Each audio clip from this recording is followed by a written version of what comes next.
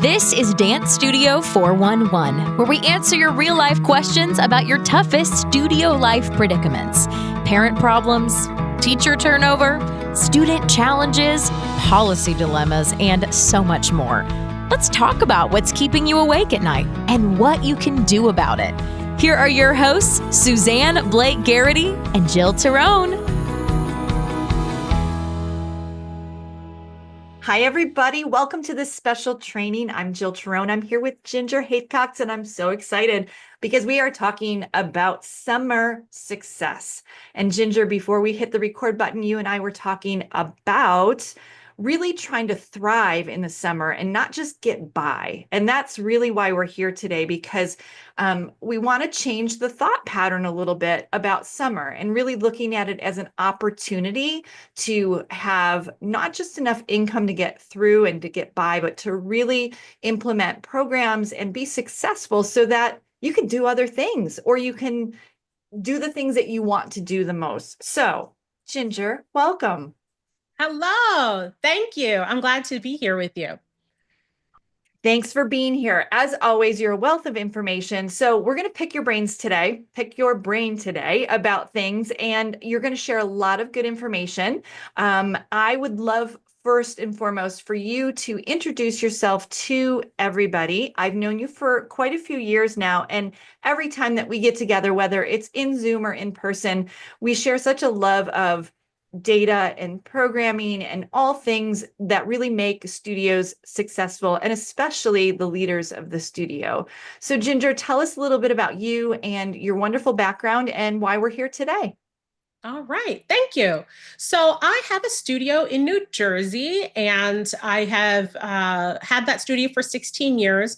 And then I've been a dance teacher long before I even had the studio. So that's about 25 years, which is funny to think about that. That's like a whole lifetime of teaching dance. And I'm not that old.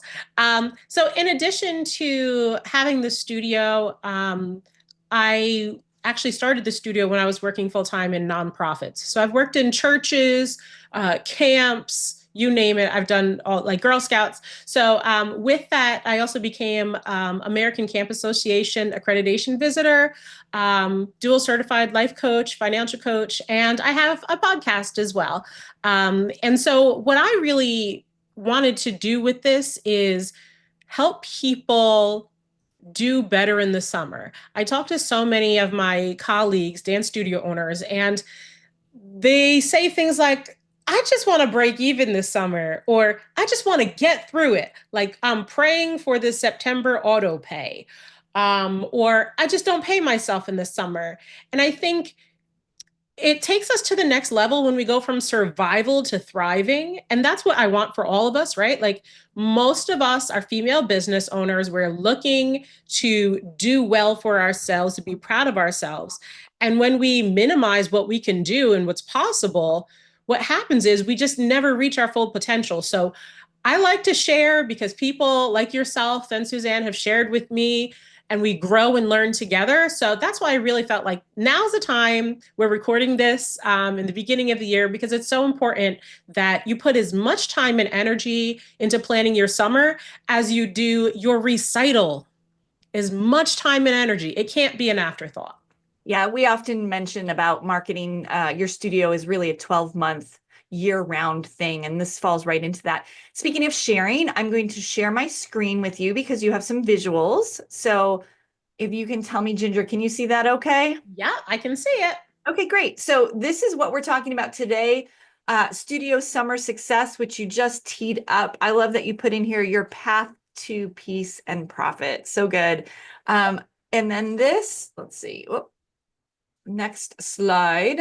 That was all about you. And there you are speaking at our Master Your Studio event that we hosted, and you hosted us in your studio in New Jersey. So that was a really wonderful event where we were able to get studio owners and their admin team or whoever. I know we had a great group of people. It wasn't just the studio owners that came in to learn that day. And that was a really wonderful experience. So hopefully we can do something like that again. But if not, we do have our Energize event coming up in August. So which is so fun, by the way. So fun. You all do a great job with that event. So I recommend it. Ginger, it's always such a good time, especially when you're there. So we'll make sure we put that link in the show notes as Oh, well. good.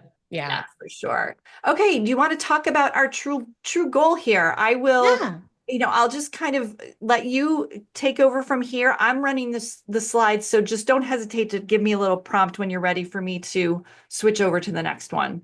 Sure. So, the reason why I want to start by talking about our true goal is that a lot of times we are chasing arbitrary or meaningless numbers. So, if you say, I just want to break even, like that's not a goal. That's just something random. It doesn't say what that amount would be, what success would look like, or how you're going to get there. Some people say, well, I just want a camp that's full. What does full look like? What are the actual numbers? And, when I hear people like we're kind of having this response about summer is like, we dread it. Like there's fewer kids in the building, there's less money, but we still have all these expenses. And so what happens is we just say something that's kind of just anything like, I just hope we get some registrations. And I would argue that those are not our true goals. The true goals for a lot of us are financial or they have to do with personal life. And so that's why I say peace and profits, because we come first and then the money. And so true goals are things like I want to have time off in the summer, right? I want to attend a summer conference. I want to renovate. I want to have financial freedom to do what I want to do. I want to go on vacation debt free. And maybe you want to start or fund your retirement account. So when you have these true goals, this is why you're doing what you're doing. The reason why having full camps isn't your true goal, it doesn't say why you're doing what you're doing. Maybe it's that you just want to spend time in the summer with your kids before they graduate, right? So those are our true goals. So now on the next slide, I'm going to talk about how do we actually add specifics to that? If we say we want time off in the summer, it's likely that we could get through the whole summer and realize we never took time off because we simply didn't add a number. How much time off do we want? A week, 3 days, 1 day? Be specific, write it down and stick to it. Put it on your wall, put it on your computer, whatever it is. How much time off do you want in the summer? Ginger, If you say, yeah. can I just add in one of the things that I've been doing for the last couple of years that makes a huge difference is doing a year calendar on the wall. So really mapping out the full year. And the first thing that I like to put in is time off. Because I know smart. I love to have the week before the holidays off to finish preparation and things like that. So that's one of the first things I put in is time off. So you can actually visually see it. And I mark it in, I use Post-it notes on the calendar. So it's like bright and those are a certain color. And then when there's like breaks for kids activities or whatever it may be, those are in a different color. So it makes a big difference. Like you said, put it out there where you can see it. Yeah, that's a really good practice. And for some of us, like I know with me, I have my kid. I start by looking at my kids. When do they have time off from school? Because I want to make sure I plan that time accordingly. Um, so if you say you want to go to a summer conference, I know friends of mine, they're like, oh, I wish I could never afford to go to a conference. Okay, well, which one do you want to go to? What will it cost? Write down what conference you want to go to. How much is registration? Is there an early bird? You know, whether you're flying or taking your own car, hotel, figure out all those things. Write down that number because it's so hard to save up to do something if you don't know what you're saving for, if you don't have a target in mind. Um, if it's to renovate, which space? Do you have quotes? Do you know what it's going to cost to replace that studio floor? Do you know how much it's going to cost for new mirrors? Get really specific with your numbers. If your goal is to have financial freedom, how much needs to be saved? How much do you need to spend? Like, what are these things that you want to do? What does financial freedom actually look like? Um, and then if you want to go on vacation debt free, to where? Do you want to go to the park next door? Or do you want to go to Tahiti? When do you want to go and for how long? Do your research. Now, I know people are like, I don't want to go on Expedia and plan a trip if I'm not going to have the money to go. Well, the first step is to know what it's going to cost. Run the numbers, look at the hotel options. And you know what? Sometimes for some people, that is actually motivating because then say, oh, maybe I can do this. Maybe not this month, but I can do it later on. And then lastly, the other example was to start and fund a retirement account. What kind of account? Have you actually talked to someone or done some research online to figure out what makes sense? And do you want to fund that retirement account with $5? Or do you want to do the max for 2025? So really get specific with what you're trying to do. I love this. And the more specific you are, and I know that if you write it down and you start to put it out in the world, maybe you start sharing it with somebody that you're working with in the studio, or you share it with a family member, the more it becomes out into the universe, the more of an opportunity you have to really bring it to fruition. So I love this. And then Ginger, Yeah. I know we want to go into talking more now specifically about Community community mapping. mapping, Yeah. which is it's not necessarily a new term to me, but I think it might be for some of our listeners, or if you're watching this back in one of our in our training. Let's talk about this because I want to know how this ties in with summer, and I'd love to Yeah. know how it really specifically ties in with reaching our goals. Yeah. So believe it or not, this is something that when I used to train Girl Scouts on who were going to work on their gold award, we would teach them to do. And the whole premise was that instead of you going out and saying, I'm going to do this and I'm going to collect teddy bears for the local firehouse, we said, no, go do your research. Find out from the movers and shakers in your community where there's a need. Is there a women's shelter that needs something? Is there, the animal shelter that needs something? Are there things that your local library needs? Talk to the mayor, talk to a woman who's prominent, talk to people and find out what it is that is a community need. And then once you match that with your skill set, then you get a project. So on the next slide, I kind of break it down. What you want to do is you want to ask. You want to ask questions. You want to just literally go talk to people about what it is that they want. What are they looking for in the summer? Are they going away? Are they doing these camps? Are they doing short-term programs? What are they doing? Observe them. I go into Facebook groups. I'm in the moms groups on Facebook. What are they all talking about? What is it that is important to them? What are the people in your waiting room talking about while they're waiting for their kids to come out of ballet?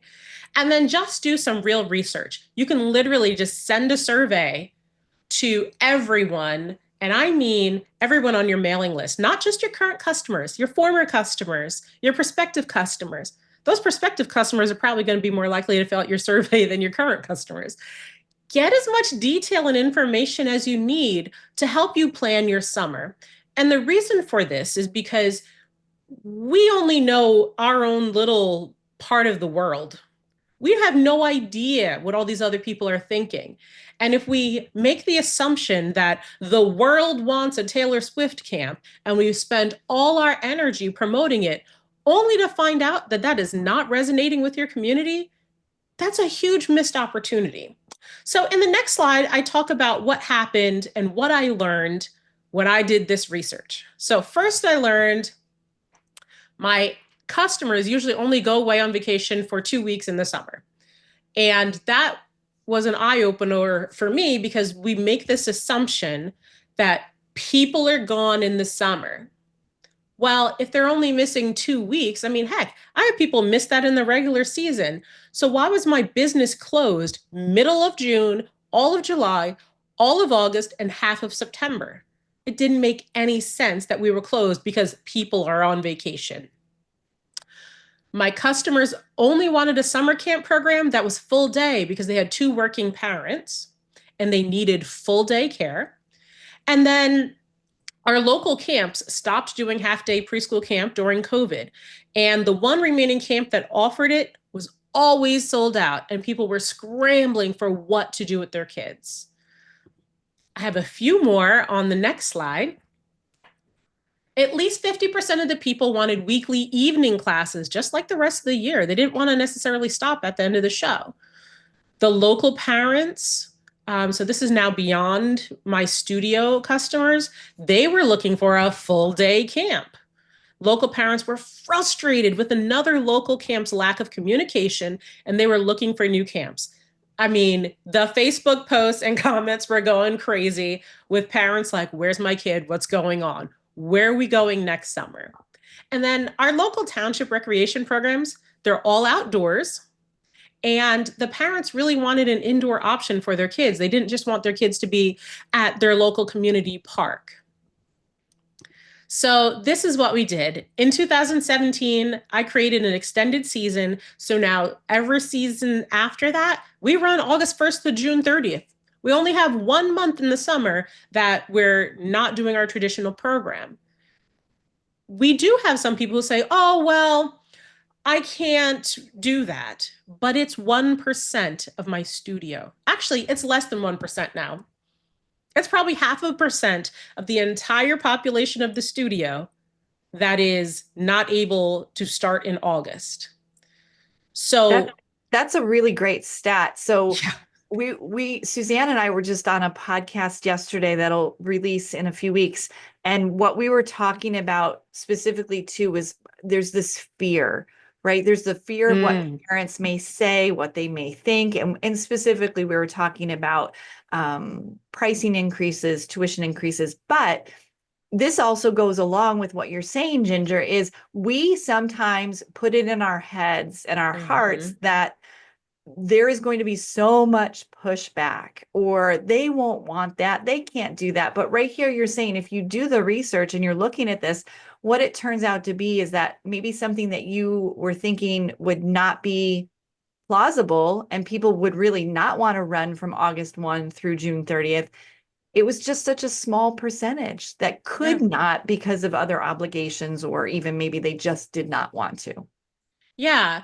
And for me, the real eye-opener was our Pop Warner football and cheerleading starts August 1st, and it is 5 days a week, 2 hours a night, starting in kindergarten, going through all the other ages.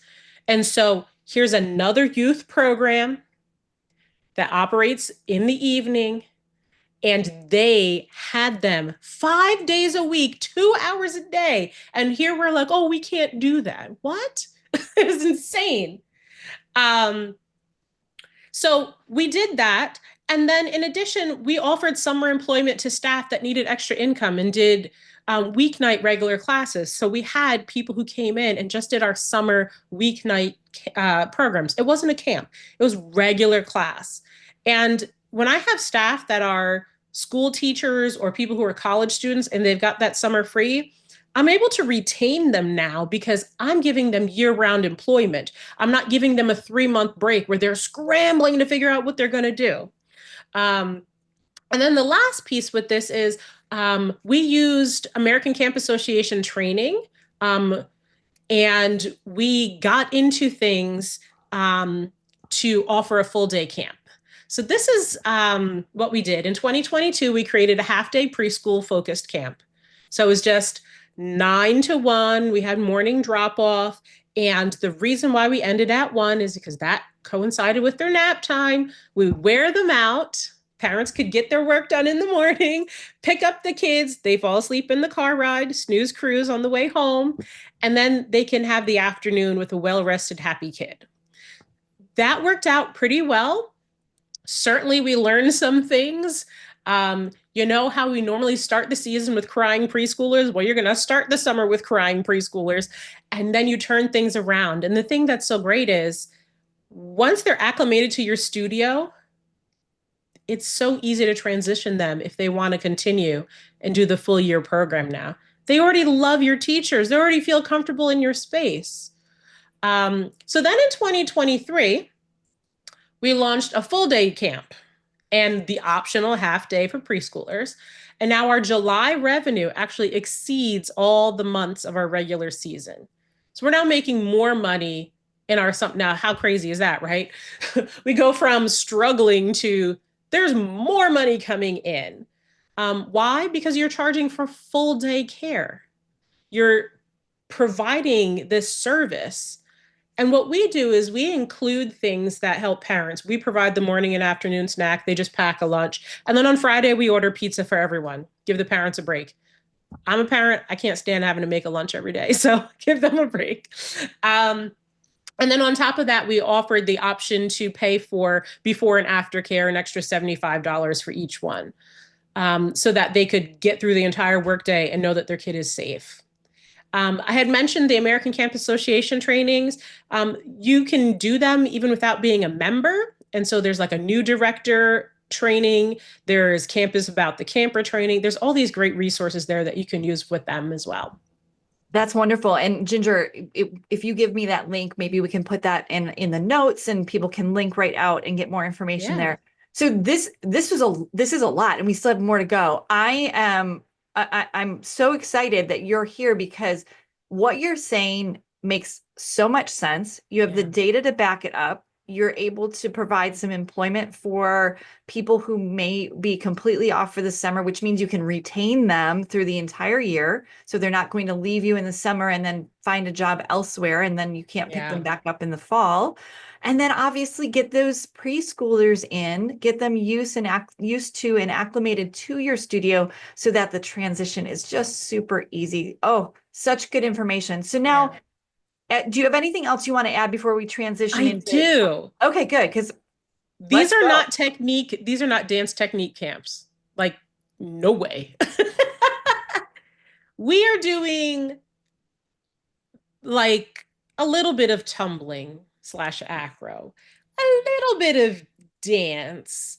We're doing arts and crafts. We're doing science experiments. We're going outside. We're walking around the grass of the studio and learning about nature.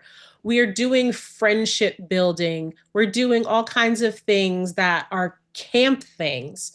And we're not wearing uniforms and ballet shoes. We're not trying to get them to the bar and learn a port de bras. That is not what they're looking for. They just want to be kids and play. So that's what we did. I love that. And Ginger, you and I, before we hit record, I had mentioned the book, The Anxious Generation. And it talks so much about play-based activities and the development of children and how they learn social cues and they learn how to work through disagreements or conflicts. And so what you're doing is providing an extremely important opportunity for kids to be kids, for children to learn, to play, to grow. That's how they fire those neurons in their brain. That's how they develop as children and into, young adults. So I love what you're doing. It's not just about the dance. You're getting them outside, getting them some fresh air, letting them interact with each other. That's huge. Yeah. All right. So now let's talk about anything else to add. I don't want to move on before. Let's see here. There we go. So once you get your data and you kind of figure out what it is, like you summarize it, what it is that your community needs, then you think like, what opportunities can you and your team create? So for us, we did a camp, we did the extended season, and then we also did those weeknight classes. We also tried some like weekend in-house convention opportunities as well. So what I did was I looked at what is my staff available for? What do they want to do? Do they have a skill outside of teaching what they normally teach? Where can we fill the gap? And then we start from there. I wanted to run a summer camp for a long time, but I just didn't have the staff ready yet that could commit to a full day. And so I waited until that was available. Now, you're going to have a lot of ideas that are going to flood your mind. You're going to want to do this and this and this and this and this and this. Your staff is going to have a whole bunch of ideas as well. So what I like to do is come together with all the ideas, and then you're going to sort them into 4 categories. And the 4 categories are ideas that are going to have a high impact on the business and they're easy to do. Things that are a high impact and they're hard to do. Then things that are low impact on the business, but easy to do, and then low impact, hard to do. So when you sort your ideas out like that, you can immediately get rid of things that are low impact and hard to do. Because, like, why are you wasting your time doing it? Those we do not want. Definitely not. Yes. Nobody wants anything to be harder than it is today. Definitely Yeah. not. So then go ahead and tackle what's high impact and easy to do. And by high impact, I mean you're going to get your students, you're going to either bring in students or retain students, you're going to bring in money or be able to save money. Like, these are high impact on the business, and it's easy to do. It's not going to take a lot of effort. So maybe for you, that's creating a program similar to what you did the prior summer, but just changing the hours, right? Maybe you already have the bones of something and you're just changing a few things to make it high impact. So after you do this, you can start to kind of tackle area by area based on that prioritization. Great. And Ginger, we're going to lead right in now to the money aspect of things, the profit. And I know we have some listeners that are thinking, okay, Ginger, this is great, but it sounds like I might have to invest in this. I'm going to have to pay my teachers. I'm going to have to pay for props or things that we're doing. And then also, how do I figure out the budget? How do I make this work? So let's talk about the money. Yeah. So doing this, as I shared in the slides, I started in 2017, and over time, we've been making these changes year after year. I didn't jump in day one and say, I'm going to run a full day camp with before and after care. What? No, I wouldn't recommend. 0 stars. So what you can do now, it's early in the year, figure out your answers to these questions. How much can you start saving now? Like, can you put aside $200 a month? Can you put aside a certain amount of money and save money so that when it comes to the summer, you have money that will pay your salary, pay your rent, pay your utilities, right? How much profit are you going to save from your shows? It doesn't matter if you make $3,000 of profit if you're going to spend it all. Think about, okay, what can I do?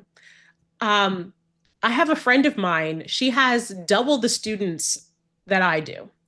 And she really wanted to do this great opportunity with her students. And she's just like, I really want to do it, but it's going to cost so much money. And I don't know how we're going to do this. And I said, well, knowing how many students you have, like, you could just pay with that one recital. Like, your profit from one recital would cover that. And she was like, what do you mean?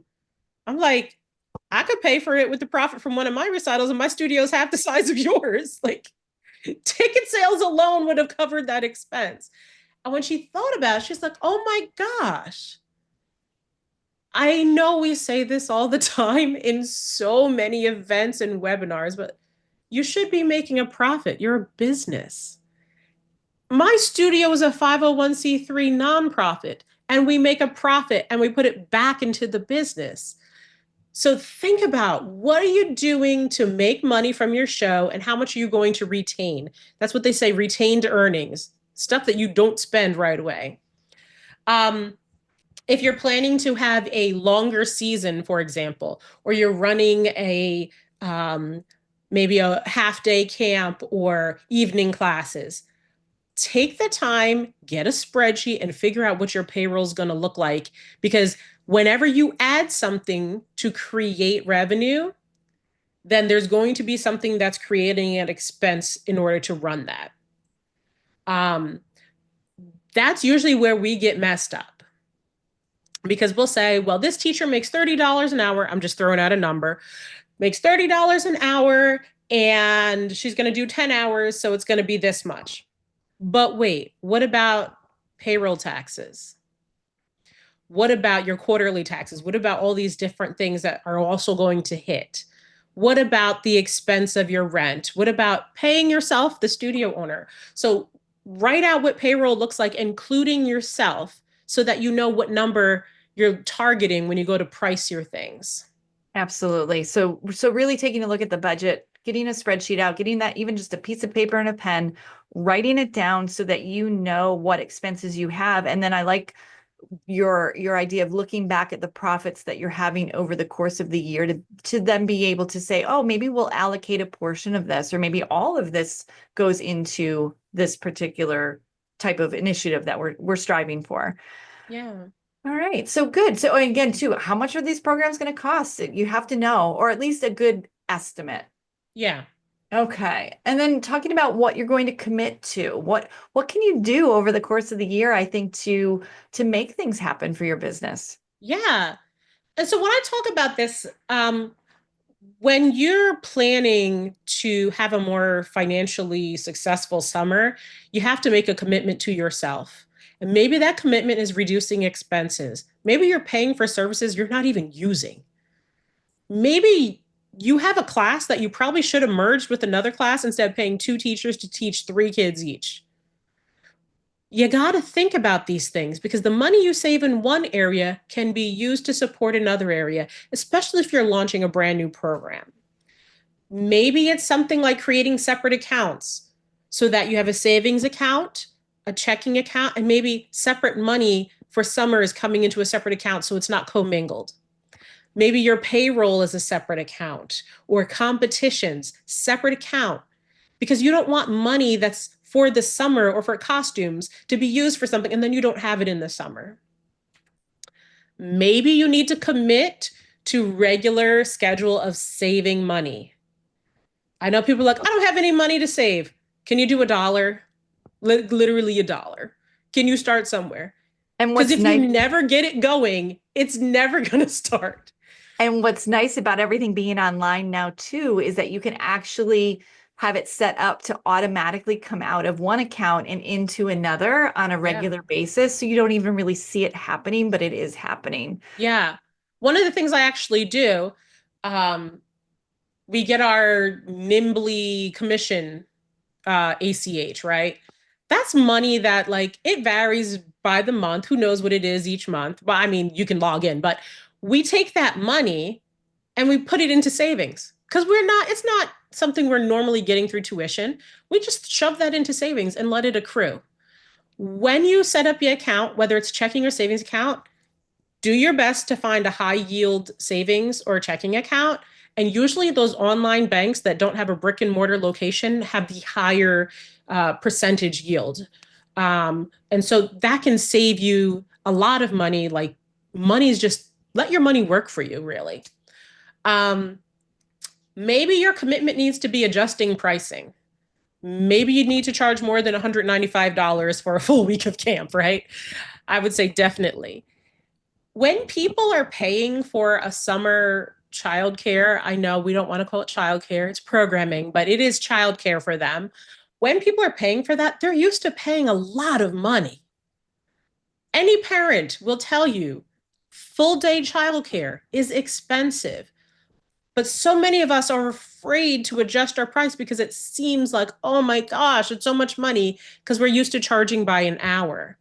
I want you to just think about it differently, compare, call up a couple of places, find out what the local childcare centers are charging, find out what the karate school is offering for their summer program. Just figure out the prices because you don't want to be the cheapest one. Why are you going to cut yourself off and put yourself on the clearance rack, right? And then maybe what you need to commit to is sticking to a debt repayment plan. Maybe it's instead of ignoring it, you need to start making payments. Maybe to get through this summer, you're going to do minimum payments, but you're still making a payment. Don't let that eat up all of your income.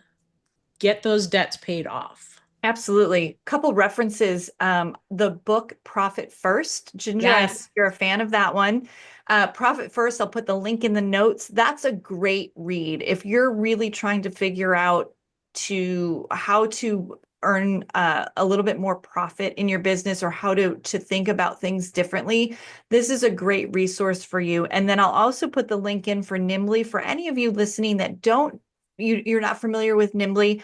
That is the online shop where you can sell Revolution dancewear to your to your families. And like Ginger said, it's as easy as they order and you get the commissions into your account. So again, another great opportunity to be able to take those funds and allocate it right to something else, whether you're investing and reinvesting in more dancewear. If you have a hybrid type scenario like Ginger, you can have some things in your studio and then also send them out to order online, maybe for shoes, things like that. But again, thinking about where the money's coming into your business and where you can actually put it and make it work for you. So now we're going to write all these things down. Yes. This is your homework after listening. Do your research, write it down. And yes, it could be electronic. You can make it a Google Doc, but get it down, write it down, do your research, gather all your numbers, run your reports in your studio software, get your numbers from your accountant or go into QuickBooks. You want to plan your summer. Again, if you look at your summer as a revenue generating department, think of it like your recital. How many months or even years in advance are you planning your recital? Every beautiful artistic detail and the rhinestones and the costumes and the this and the this. And put that same amount of energy into what you're doing for your summer so that it can be as successful and get raving fans like your shows do. And then you write out your commitment. I commit to saving $50 a month.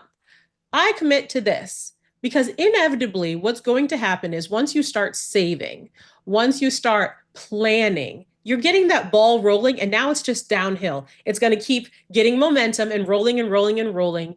And you will find that you're going to get so much progress done when you make that commitment and write it down.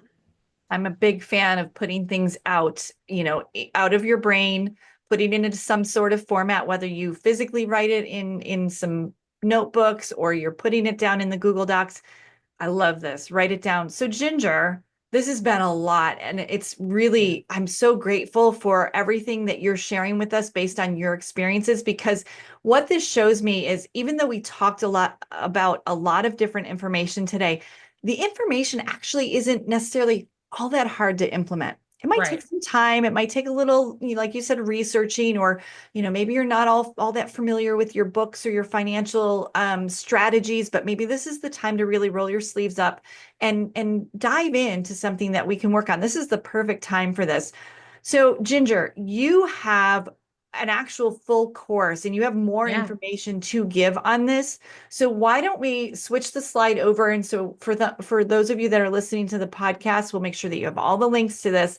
But Ginger, let's talk a little bit more about if people want more and they're like, okay, this is great, Jill, and this is great, Ginger, but I really need a little more hand holding, or I really want a little more help with what I need to do. Yeah. So I actually ran this as a 2-day workshop because this is so much information, so much to go back and get your research or your survey done. So it's on demand now. You can get it self-paced, immediate access. If you're like, I'm just going to sit down and do this while I'm waiting for the train or something. I don't know. But you can access it, get it. What's also included is cash management and marketing modules to help you plan your summer. You also get a workbook so that you can have everything organized in one piece. And I had fun one day and created a custom GPT. So if you're into AI, or maybe you're just trying it out, you can use ChatGPT. You can use my custom GPT to help you plan a successful summer.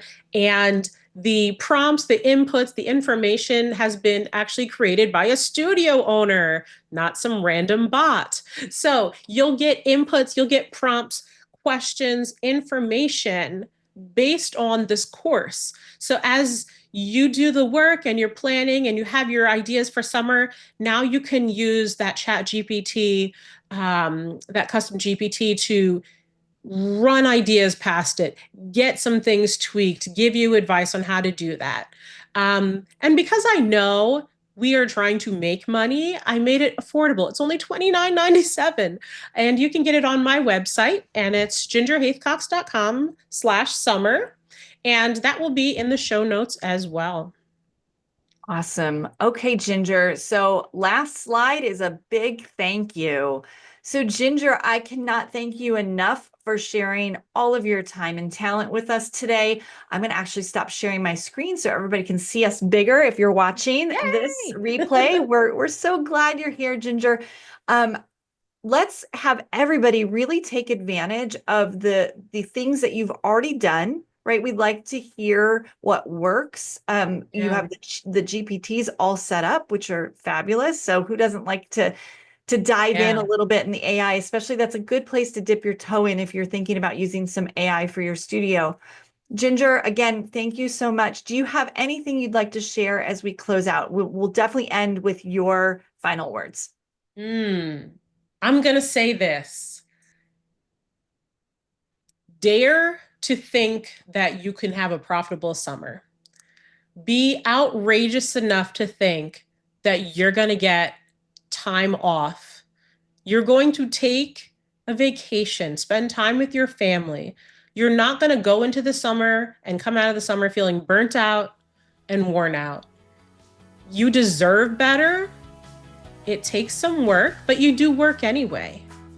Why not make it work for you? I cannot add anything more to that. That's brilliant. Thank you so much, Ginger, for being such a light and such a leader in this industry. We really appreciate you. Thank you so much. Thanks for listening to this episode of Dance Studio 411. Visit us online at dancestudio411.com for more great resources and to submit a question for a future episode. Our number one goal is to help you build a successful dance studio business and keep your passion for dance alive.